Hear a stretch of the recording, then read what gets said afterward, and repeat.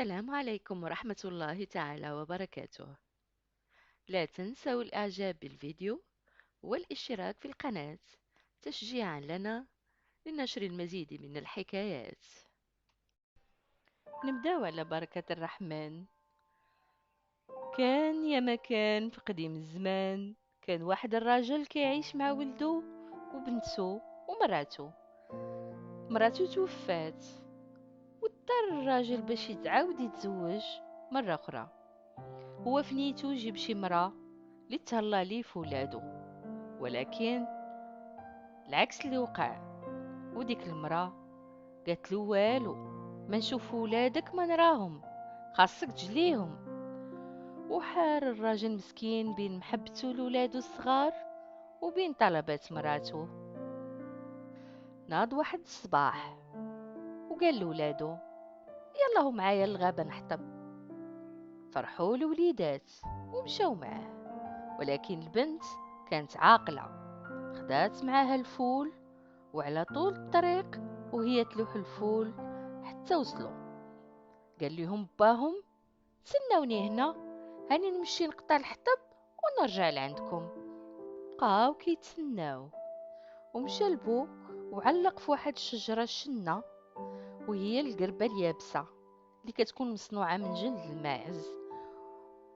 ودار واحد بوبريس في وسط الشنة وسد عليه.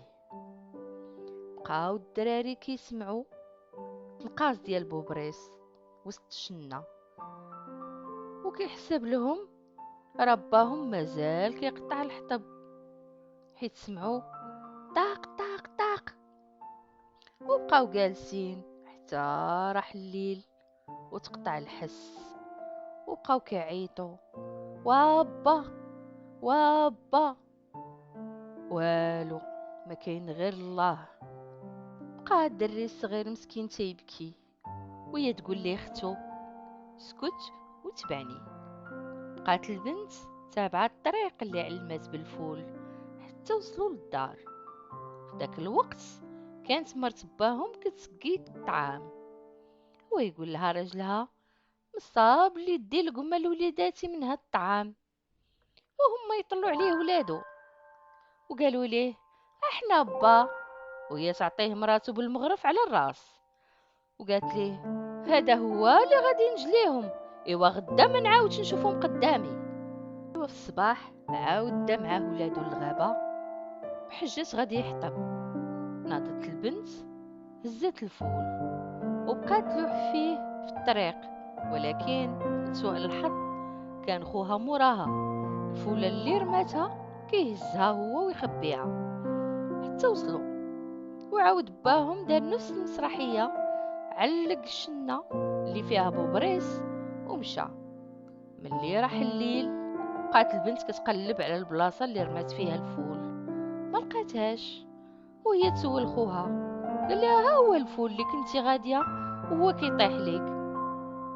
صافي وهي تجلس مسكينه وفوضوا امرهم لله وباتوا في الغابه حتى للصباح. في الصباح بقاو غاديين حتى وصلوا للبلاصه اللي كان باهم ساكن فيها، ولكن ما لقاو حتى واحد. بقاوهم رحلوا ومشاو. ايوا جلست هي وخوها في دار باهم، وكبار الولد وبقى يمشي يصيد الغزلان. واختو ليلو كتجلس في الدار وتسد عليها الباب حتى كيجي خوها ويقول الا ليلو الا ليلو خيتي بني تما حلي الباب لمو، حيت هو كان سميتو مو وهي ليلو. وكيعاود الا ليلو الا ليلو خيتي بني تما حلي الباب لمو. وكتحل عليه الباب ويبقاو يلعبوا مع داك الغزال الصغير اللي جاب معاه. وملي كيعياو من اللعب كيذبح خوها الغزاله ويطيبوها وياكلوها. حتى النهار الاخر عاود مشى يصيد، وحيت ليلو جميله بزاف كان خوها ما تيخليهاش تخرج من الدار نهائيا، وتيقول ليها ما تحلي الباب لحتى واحد حتى تسمعي صوتي عاد حلي الباب. واحد النهار مشى خوها يصيد وخرجت تسبن في الواد حداها.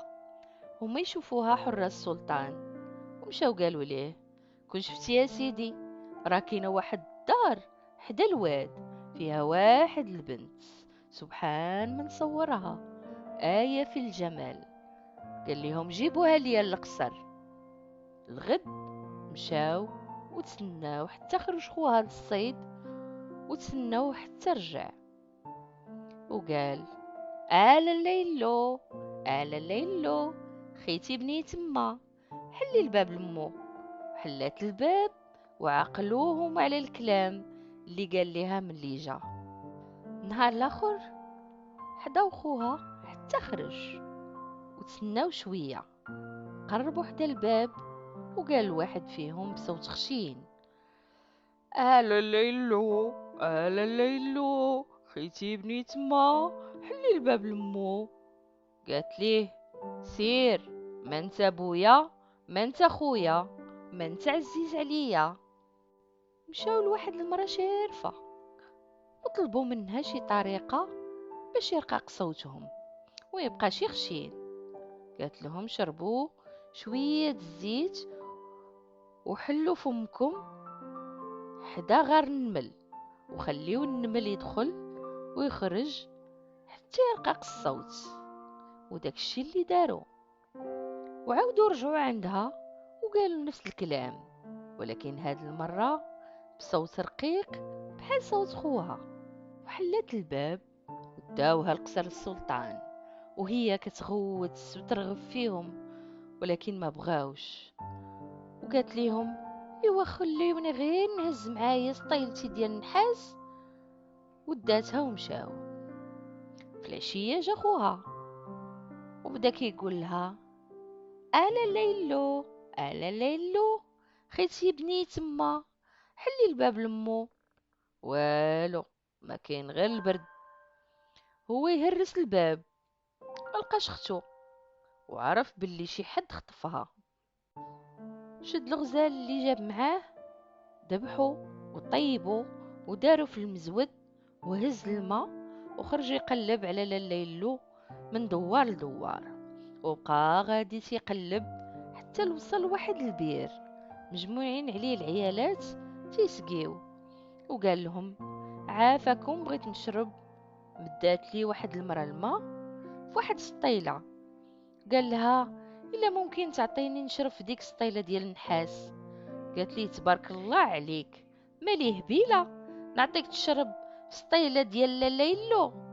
قال لها: على مولاتها سميتها ليلو؟ قالت لي: هيه. وهو يخرج واحد الموس صفير صغيور وقال لها: عافاك، سيري عطيها هاد الموس، الا هي اختي راها تعرفني، وإلا ماشي اختي خليني نمشي نقلب عليها بلاصه اخرى. ايوا مشات عندها وراتها الموس، بدات مسكينه تبكي من الفرحه وتتنقز. وقالت الخدامه: خودي حسيره ولوي فيها خويا ودخليه بلا ما يشوفوك الحراس. ايوا داكشي اللي دارت. مشات الخدامه دخلت خوله ليلو، وبقات النهار كله هي فرحانه وكتضحك وكتغني. وجا السلطان وسولها: مالك اليوم، اش واقع؟ كنتي ديما مغوبشه وطاير ليك.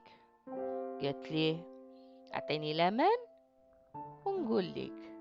قال ليها: عليك لامان، غير قولي. قالت ليه: رجا خويا. قال لها: ايوا مرحبا به. وطلبها منه للزواج، حيت كانت رافضه تزوج بالسلطان قبل ما تلقى خوها. ايوا داروا العرس وعاشوا في الهنا والراحة الله حتى حملات وقربت تولد. قرر السلطان يخرج للحرب وصموا على اختو ليلو، وهي ودعاتو ومشى. وكيف عادة السلاطين كانوا عنده عيالات اخرين قبل من ليلو، وملي سافر السلطان قرروا يتخلصوا منها. ناضوا قالوا ليها: واش عمرك مشتي الرمان الضاحك؟ قالت لهم: لا، عمرني ما شفتو. قالوا ليها: ايوا يلا خرجي معانا للجنان ونوريوه ليك. ومشات معاهم حتى وصلوا لواحد البير، وقالوا لها: اللي تشوفي الرمان الضاحك، وما يدفعوها وطاحت وسط البير، وبقات في البير حتى ولدات. رجع السلطان من الحرب سول على ليلو، قالوا ليه راه خوها رماها في البير. قال ليهم جيبوه وقيدوه وجيبوا لي السيف نقتلوه. وهو يقول ليه عافاك ديني حدا البير نودع اختي وعذبحني. السلطان وافق، داو حدا البير وبقى كيقول الليلو خيتي بني تما، القيود في يديا وقيود في رجليا والماس في رقابيا. وهي تقول لي اختو خويي يا خويي، ولد السلطان في حجري والحنوشه دايرين بيا. والسلطان كيسمع قال ليه عاود الكلام اللي قلتي دابا. هو يقول الليلو خيتي بني تما، القيود في يديا والقيود في رجليا والماس في رقابيا. وهي ترد عليه اختو خويي يا خويي، ولد السلطان في حجري والحنوشه دايرين بيا. قال لهم السلطان فكوه حتى نشوف اش واقع. ومشى السلطان حدا البير وطلع لمراته وقال لها غادي نهبط لك كفه فيها الزميطه مسوسه، ديري فيها راس التعبان الكبير، والقفات اللي فيهم اللحم ديري كل وحده فيها راس واحد من الحنوشه.